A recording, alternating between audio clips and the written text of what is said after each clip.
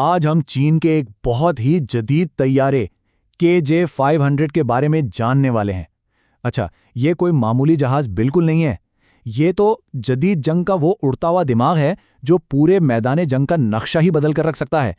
तो एक सवाल जहन में आता है ना, कि आजकल के दौर में जब जंग इतनी पेचीदा और तेज रफ्तार हो चुकी है, तो इसे हजारों फीट की बुलंदी से कंट्रोल कैसे किया जाता होगा?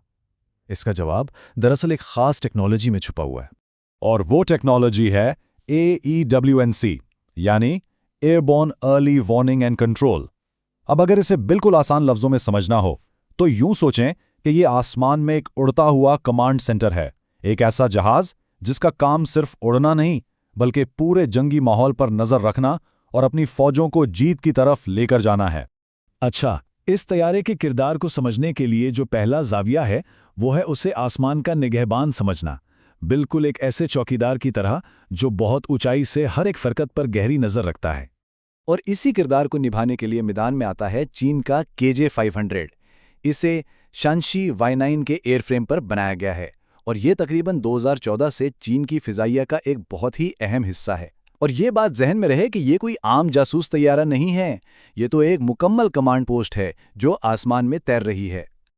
लेकिन सवाल तो ये है कि आखिर ये इतनी जबरदस्त निगरानी करता कैसे है? इसके लिए हमें इसके उड़ते हुए दिमाग यानी इसकी टेक्नोलॉजी की गहराई में उतरना पड़ेगा। वो चीज जो KJ-500 को वाकई में गैर मामूली बनाती है वो है इसके ऊपर लगा हुआ ये गुंबद। अब देखने में तो ये शायद किसी पुराने जमाने की घूमने वाली डिश जैसा लगे, लेकिन इसके अंदर जदीद तरीन ASA रेडार सिस्टम छुपा हुआ है, यानी एक्टिव इलेक्ट्रॉनिकली स्कैन्ड एरे।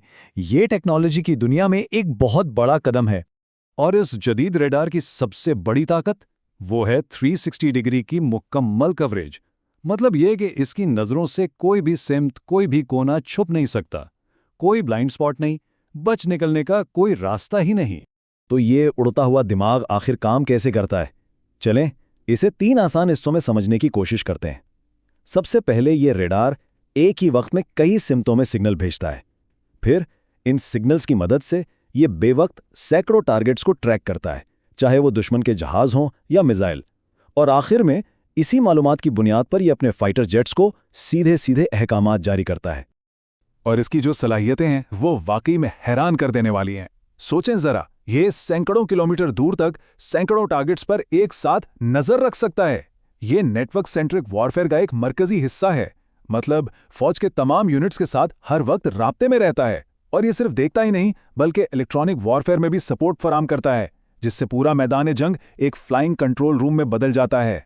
ये सारी सलाहियतें जब एक जगह जमा होती हैं तो KJ-500 सिर्फ एक फौजी असासा नहीं रहता, बल्कि ये जंग का शतरंजबाज बन जाता है। और यहीं आकर हमें जदीद जंग का सबसे बड़ा उसूल समझ में आता है, और वो ये है कि आज की जंग हथियारों से नहीं बल्कि मालूमात से जीती जाती है। देखें, पुराने वक्तों में जंग का दारोमदार हथियारों की तादाद और उनकी ताकत पर होता था, लेकिन आज फतह उसकी है जिसके पास सही, बरवक्त और मुकम्मल मालूमात हैं। ये जंगी हिकमत अमली में एक बहुत ही बुनियादी शिफ्ट है। इसको यूं समझें कि जैसे शतरंज के खेल में किसी को अपने मुखालिफ की हर अगली चाल पहले से ही पता हो। KJ-500 अपनी फजाइया को बिल्कुल यही बढ़तरी देता है, जिससे हराना तकरीबन नामुमकिन हो जाता है। ये दुश्मन के हमले को शुरू होने से भी पहले भांप लेता है और अपने जहाज़ों को बेहतरीन पोजीशन पर पहुंचा देता है। अच्छा, अगर इसका मुवाजना दुनिया के दूसरे मशहूर तैयारों से किया जाए, जैसे अमेरिका का E3 सेंट्री या E7 वेजिटल, तो KJ-500 कई चीज़ों में मुख्तलिफ नज़र आता है। एक तो ये साइज़ में ज़्यादा कॉम्पैक्ट है, दूसरा ये जदीद AESA रेडार इस्तेमाल करता है, और सबसे अहम बात ये कि ये चीन के अपने फौजी नेटवर्क सिस्टम के साथ बहुत गहराई से जुड़ा हुआ है। तो इन सब बातों का खुलासा क्या है? हम KJ-500 को आखिर क्या कह सकते हैं?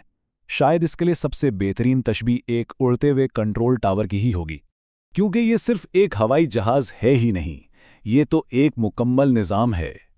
ये देखता है, यानी पूरे मैदान जंग पर इसकी गहरी नज़र है। ये सोचता है, यानी बहुत बड़े डेटा को प्रोसेस करके हिकमत अमली तैयार करता है। और ये रहनुमाई करता है, यानी अपनी अफवाज को फतह का रास्ता दिखाता है। और ये सारी गुफ्तगू हमें एक बहुत बड़े सवाल पर लाकर खड़ा कर देती है कि जब मालूमात ही आखिरी और सबसे बड़ा हथियार बन जाए, तो फिर मुस्तकबिल की जंगों की शक्ल आखिर कैसी होगी?